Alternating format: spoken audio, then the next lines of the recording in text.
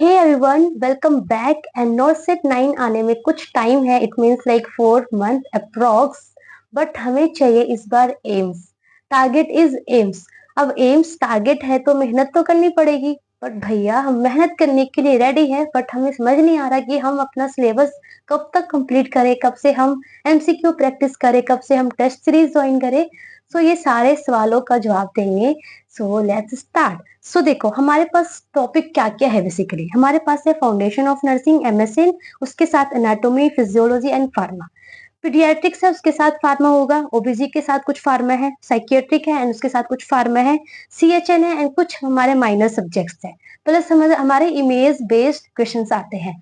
सो देखो, ये सारा जो हमारा टॉपिक है, ये सारा टॉपिक आपको आपको जो टारगेट रखना है, ये सारा टॉपिक कंप्लीट करने का, वो कब टारगेट होना चाहिए? दैट इज जून। आपको एंड ऑफ जून होते होते आपका ये सारा सब्जेक्ट्स आपका एटलीस्ट दिस मच सब्जेक्ट आपका एटलीस्ट एक टाइम पूरा रिव्यू हो जाए। एक टाइम आप ये सारा टॉपिक अच्छे से पढ़ ले। आपने जो भी बुक डिसाइड किया है, एनक्लिक्स किया है, जो भी वट एवर योर बुक्स आपने कोचिंग के नोट्स किए हैं, जो भी किए हैं, इनफ है। ठीक है, आप उससे ये सारा टॉपिक अच्छे से एक बार एटलीस्ट एक बार जून तक खत्म कर लो, पूरा टॉपिक। ठीक है, आपने ये पूरा जून तक आपने ये पूरा टॉपिक अच्छे से रिव्यू कर लिया एंड ये आपका पक्का वाला टारगेट होना चाहिए।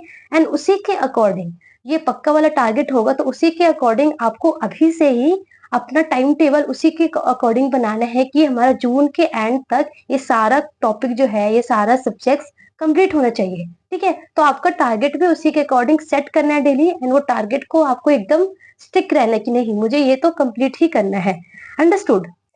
So divide all subjects and make target and please stick to target। आपने जो भी टारगेट सेट किया है, क्योंकि आपको जून के एंड तक आपको सारा टॉपिक कंप्लीट करना है, तो आप उसी के अकॉर्डिंग अपना सारा टारगेट सेट करोगे, तो आपको टारगेट पे स्टिक रहना है। अब देखो, कुछ पाने के लिए तो कुछ खोना पड़ेगा, एंड वो खोना में आपको क्या है? That is comfort. आपको अपना कंफर्ट थोड़ा छोड़ना पड़ेगा एंड आपको अपने टारगेट पे स्टिक होना चाहिए। ठीक है, सो कंफर्ट से बाहर आओ, एंड वरना आप बाद में सच में बहुत ही ज्यादा पछताओगे। जितना ज्यादा डिले करोगे आप नॉर्सेट को, उतना ज्यादा नॉर्सेट टफ होता जाएगा एंड आपके लिए उतना मुश्किल होता जाएगा। प्लस एज भी इंक्रीज होगा, तो आप एट द एंड आप एलिजिबल भी नहीं रह पाओगे। सो जितना जल्दी हो सके आप खत्म करो। सोचो कि बस ये मेरा last first and last attempt हो, ऐसे इस तरीके से आपको पढ़ना है। तो जून के एंड तक आपको ये सारा आपने सिलेबस कंप्लीट कर लिया। ठीक है, आपने ये सारा एक बार ये सिलेबस कंप्लीट कर लिया। वन थिंग यहाँ पे देखो, ये जो हमारा माइनर सब्जेक्ट है ना, दैट इज बायोकेमिस्ट्री हो गया, माइक्रोबायोलॉजी हो गया, न्यूट्रिशन हो गया, हमारा नर्सिंग रिसर्च हो गया, मैनेजमेंट हो गया एंड एजुकेशन हो गया। तो इसके लिए मैं पीडीएफ अपने टेलीग्राम चैनल पे सेंड कर दूंगी, आप वहां से पढ़ लेना। अगर आपको इन सबका रिसोर्सेज नहीं पता कि ये सारे में क्या क्या टॉपिक पढ़ना है, कहाँ से पढ़ना है, तो इसका जो पीडीएफ है वो मैं सेंड कर दूंगी टेलीग्राम पे। आप वहां से पीडीएफ डाउनलोड करके आप पढ़ लेना। ठीक है, सो आप इसका टेंशन मत लेना।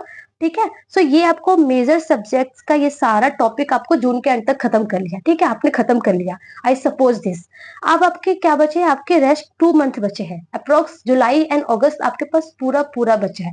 तो लास्ट के 2 मंथ में आपको क्या करना है? आपने सारा टॉपिक तो ऑलरेडी पढ़ लिया, अब क्या करना है? अब वो टॉपिक जो भी पढ़ा है वो आपको याद रहे। ऑफकोर्स जो आपने टॉपिक सारा पढ़ा है वो एग्जाम के दिन तक आपको याद रहे, एग्जाम के दिन आप सॉल्व कर पाओ क्वेश्चन।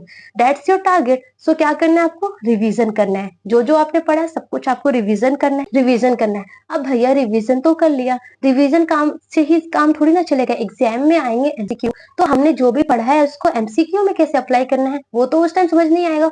तो उसके लिए अभी से प्रैक्टिस होना भी जरूरी है।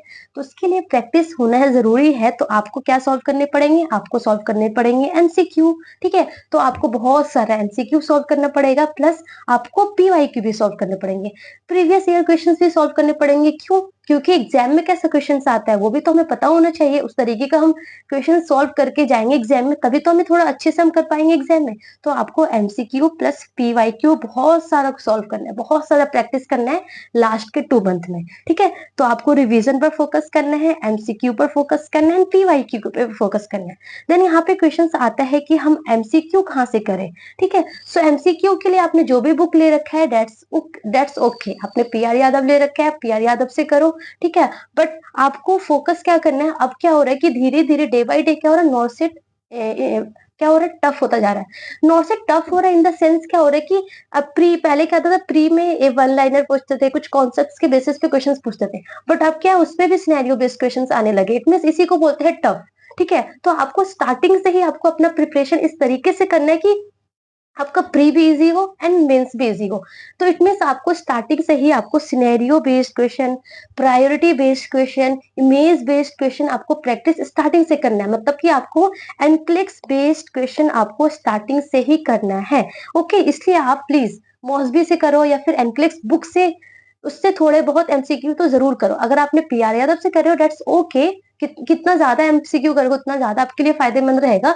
तो एमसीक्यू आप पीआर यादव से भी कर लो, प्लस आप मॉसबी से भी करो, तभी अच्छा होगा। ठीक है, तो आपको ना स्टार्टिंग से ही आपको एकदम अच्छा सा करना है। ठीक है, तो आपको स्टार्टिंग से ही अच्छे से एमसीक्यू प्रैक्टिस करना है, अच्छे से पढ़ना है। आपको क्वांटिटी पे फोकस करना है, क्वालिटी पे नहीं फोकस करना कि बहुत सारे ही हमने एमसीक्यू कर लिए टारगेट हाई का, तो कोई फायदा नहीं है। टारगेट हाई में इतने सारे क्वेश्चन है, बट बहुत सारे क्वेश्चन उसमें ऐसे रिपीट रिपीट है, तो आप वो करोगे तो कोई यूजफुल नहीं है। आप ऐसा क्वेश्चन करो कि आप 100 कर रहे हो बट 100 एकदम क्वांटिटी वाले हो, कि हाँ सब में 100 में अलग अलग कॉन्सेप्ट लग रहे हैं आपको, अलग अलग आपको समझ में आना चाहिए। ठीक है, सो आपको अच्छा वाला एमसीक्यू करना है। मौसमी से कर लो, पीआर यादव से कर लो, बट बहुत सारा एमसीक्यू अच्छा वाला सॉल्व करो। ठीक है, सो आपने पीवाईक्यू करने हैं, एमसीक्यू सॉल्व करने हैं, प्लस रिवीजन पर फोकस करना है लास्ट के 2 मंथ में। तो जून के एंड तक आप सारा थ्योरी फटाफट रिवीजन करो, टारगेट सेट करो अभी से ही।